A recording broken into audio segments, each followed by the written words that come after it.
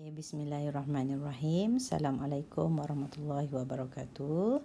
Okey, kita nak continue, kita nak sambung bab 4, pembiakan dan juga pertumbuhan. Tapi kita nak pergi kepada 4.2 iaitu peranan hormon dalam kitar haid. Hari itu kita dah belajar dalam bab 3 tentang hormon-hormon yang terlibat dalam kitar haid. Okey, sekarang untuk peranan hormon dalam kitar haid sangat penting bagi kita memahami. Okey, so slide ni disediakan bersama-sama oleh Cikgu Hajah Mazinah, Cikgu Diana dan juga saya, Cikgu Ruziah binti Halim daripada SMKA Melor. Okey, hasil pembelajaran kita pada hari ini, akhirnya selepas habis daripada view video ini, pelajar-pelajar diharap dapat menyatakan maksud haid. Okey, yang kedua, boleh menghubungkaitkan haid dan kitar haid. Okey, boleh hubungkaitkan haid dan juga kitar haid.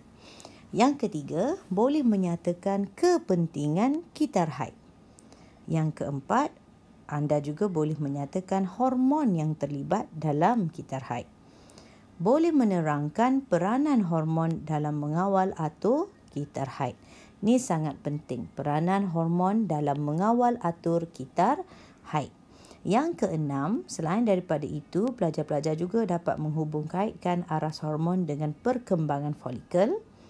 Ini yang pertama. Aras hormon terhadap penghasilan pengovulan. B. Dan yang ketiga, aras hormon terhadap pembentukan korpus luteum. Okey. Yang ketujuh, diharap pelajar-pelajar juga dapat menghubungkaitkan aras hormon tadi dengan perubahan ketebalan endometrium. Maknanya D. Okey, 4 ni kena faham betul-betul lah. Okey, seterusnya boleh menyatakan maksud sindrom pra-haid. Juga boleh menyatakan maksud putus haid ataupun dikenali sebagai menopause. Okey.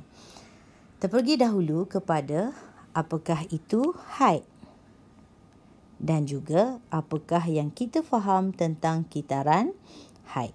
Semasa akhir balik, semasa remaja perempuan akhir balik, di bawah pengaruh hormon daripada kelenjar pituitari, seorang perempuan akan mengalami dua perubahan. Flashback balik, apakah hormon yang dirembeskan oleh kelenjar pituitari?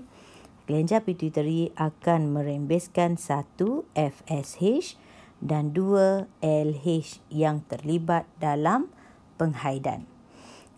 Seorang perempuan apabila dirangsang oleh hormon FSH, dia akan mengalami perkembangan sekunda ciri-ciri seksual, perubahan dalam sistem reproduktif. Bilakah ini berlaku? Semasa akhir balik. Pada waktu inilah remaja perempuan akan menghasilkan sel telur melalui kitaran seksual yang dinamakan kitar haid.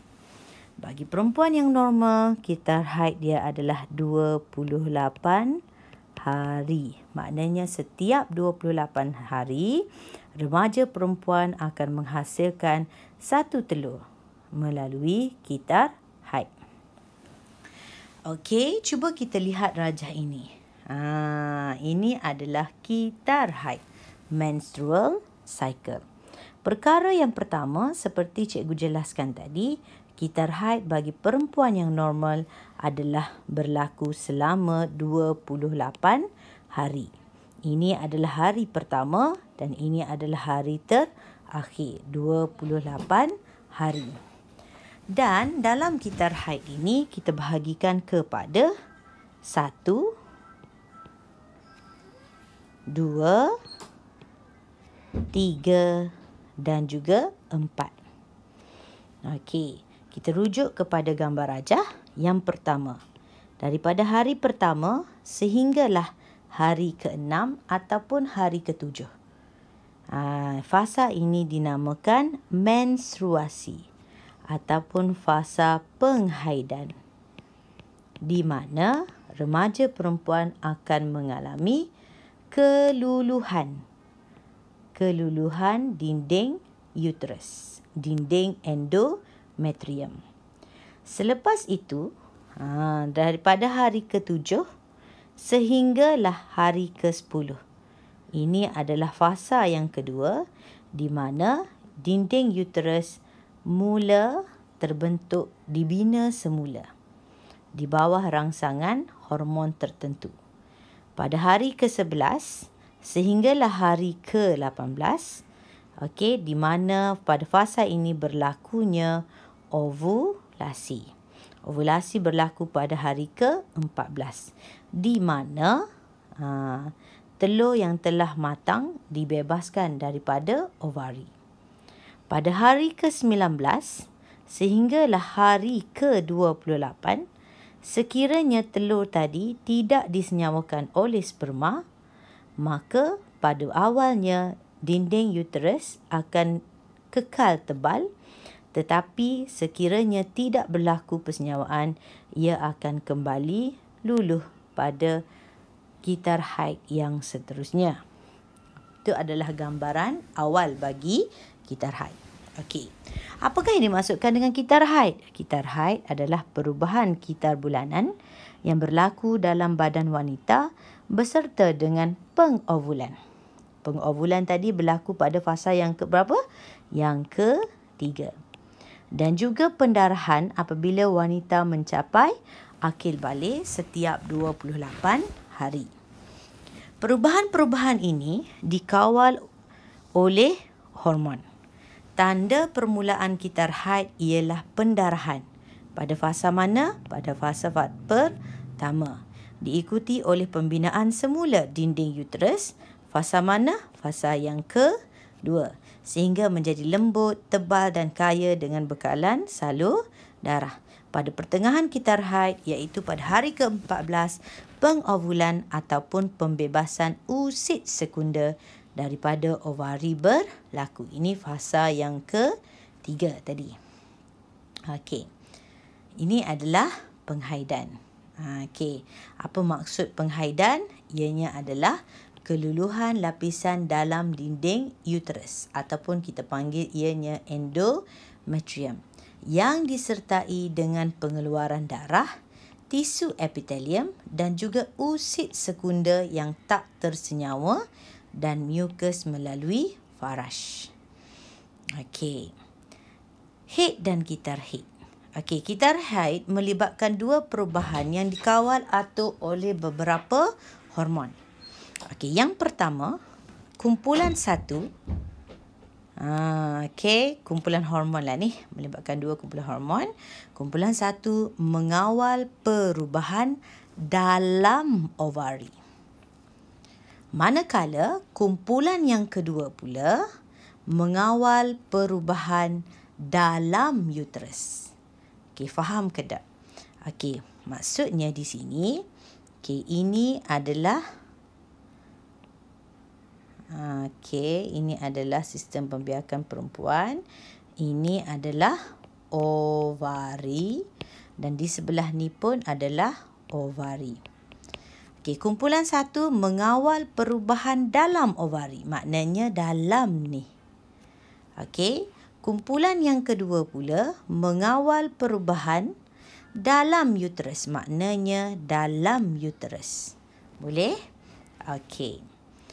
So, kumpulan pertama adalah FSH, iaitu Follicle Stimulating Hormone. Yang kedua adalah LH. Kedua-dua hormon ini adalah dirembeskan oleh siapa? Oleh kelenjar pituitari. Situ kita kena faham. Bermakna kelenjar pituitari akan merembeskan satu kumpulan hormon yang mengawal perubahan dalam ovari. Okey, kumpulan yang kedua pula adalah kumpulan yang mengawal perubahan dalam uterus. Okey, kat mana tadi? Dalam uterus ni ke? Okey, dan hormon tersebut adalah estrogen dan juga progesteron. Ini ejaan dalam bahasa Inggeris lah. Kalau ikut bahasa Melayu, ini estrogen.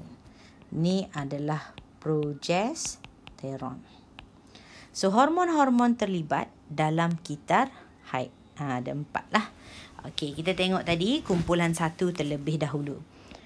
Kumpulan 1 dirembeskan oleh kelenjar pituitari. Hormon yang pertama adalah hormon FSH. Apakah yang berlaku?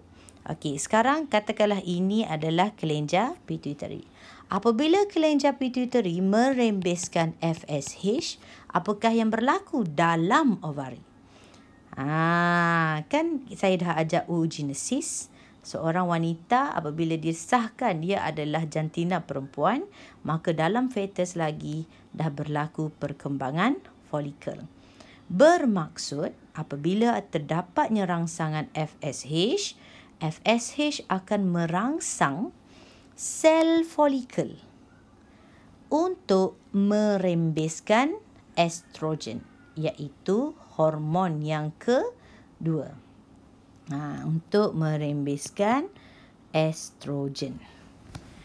Okey, maka estrogen pula, FSH juga merangsang perkembangan folikel dalam ovari semasa oogenesis. Okey. Hormon yang kedua yang dirembeskan adalah hormon pelutinan ataupun LH. LH apabila ia dirembeskan oleh kelenjar pituitari, maka LH akan merangsang pengovulan. Apakah maksud pengovulan? Pengovulan adalah pembebasan usid sekunder daripada ovari. Selain daripada itu, LH juga merangsang pembentukan korpus luteum. Apa pula korpus luteum? Lepas ni saya jelaskan. Okey. Merangsang rembesan progesteron. Okey, hormon kumpulan 2 daripada korpus luteum selepas haid. Okey, kita tengok pula kepada hormon yang dirembeskan di ovari. Di ovari terdapatnya tadi kita kata folikel. Perkembangan folikel. Folikel pula dia akan rembes estrogen. Apakah yang berlaku apabila folikel merembeskan estrogen? Apabila estrogen dirembeskan, folikel tadi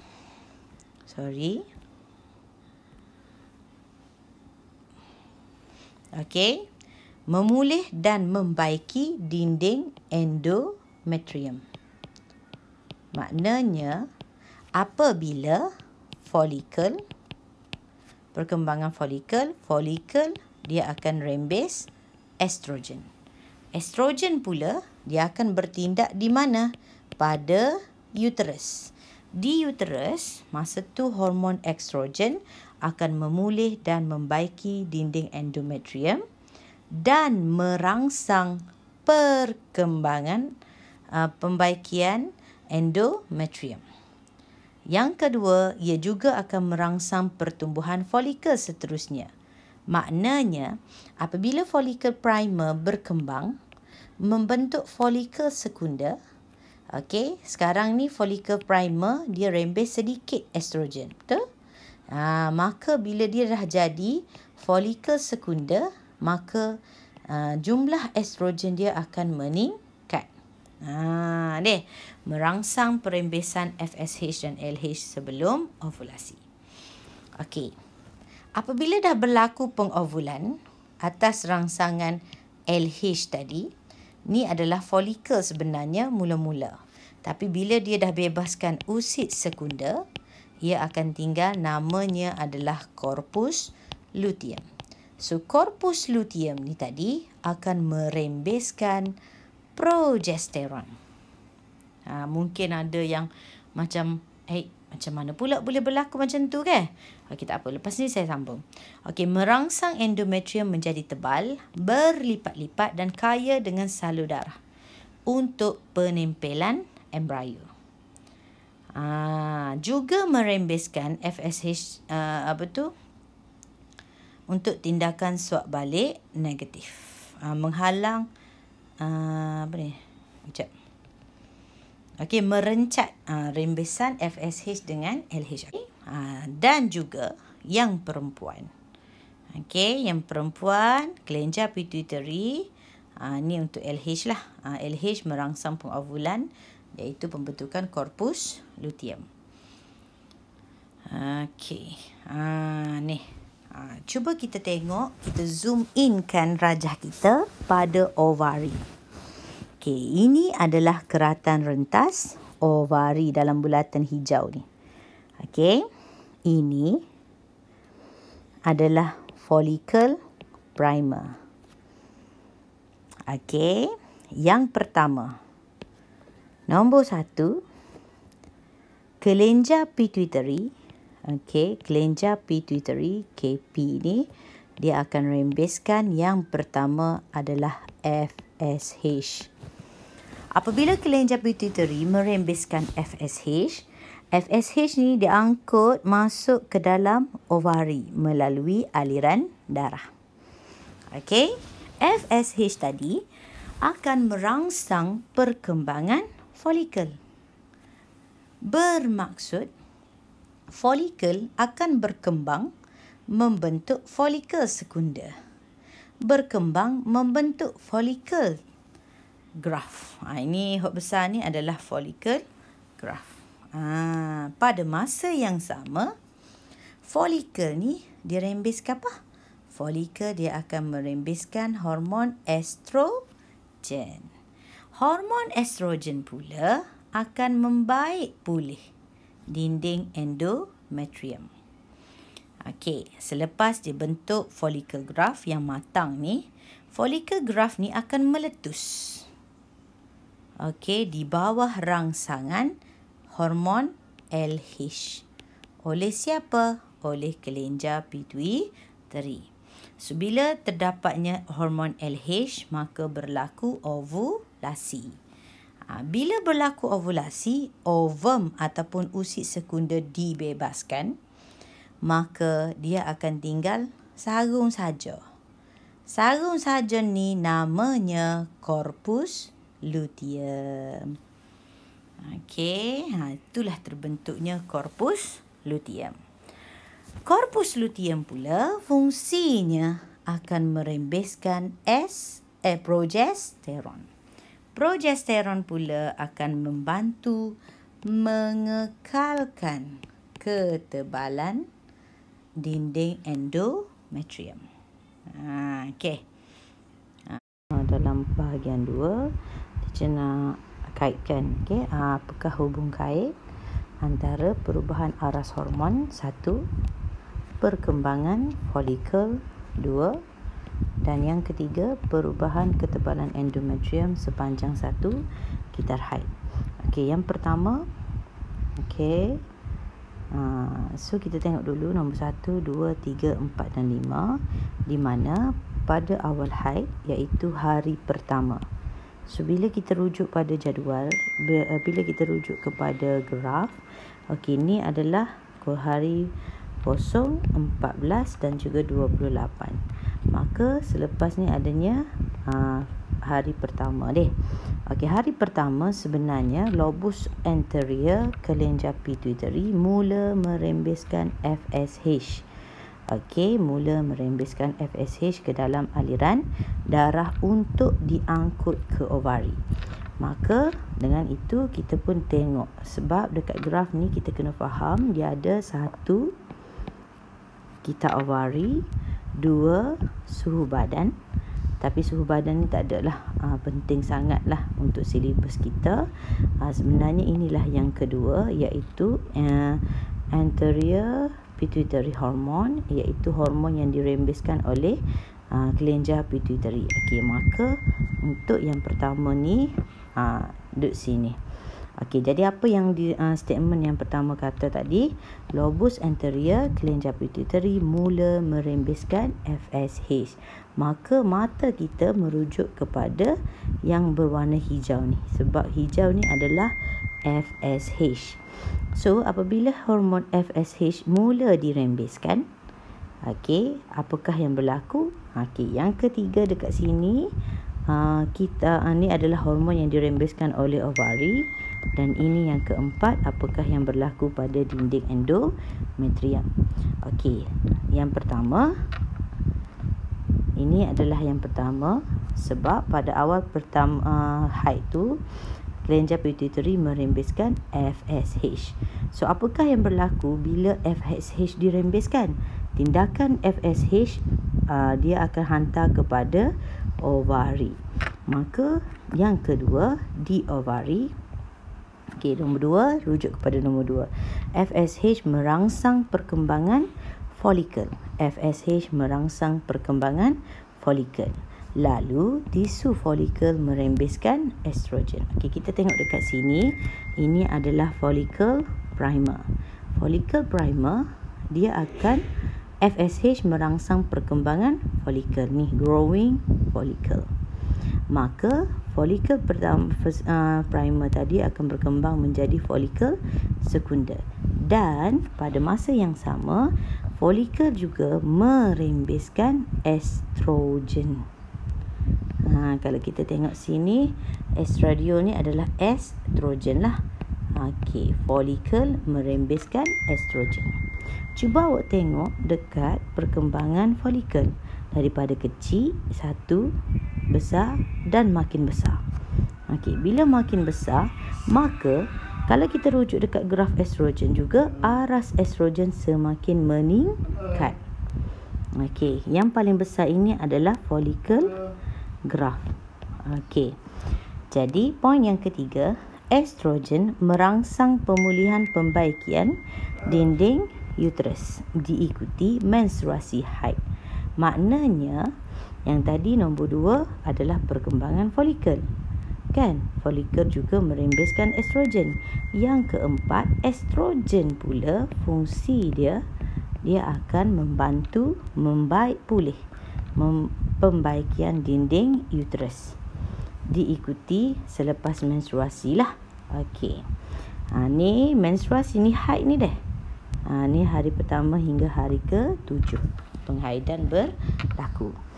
Okey, dalam 12 hingga 13 hari selepas haid, maknanya daripada hari pertama sehinggalah hari ke-13, kepekatan estrogen cukup tinggi.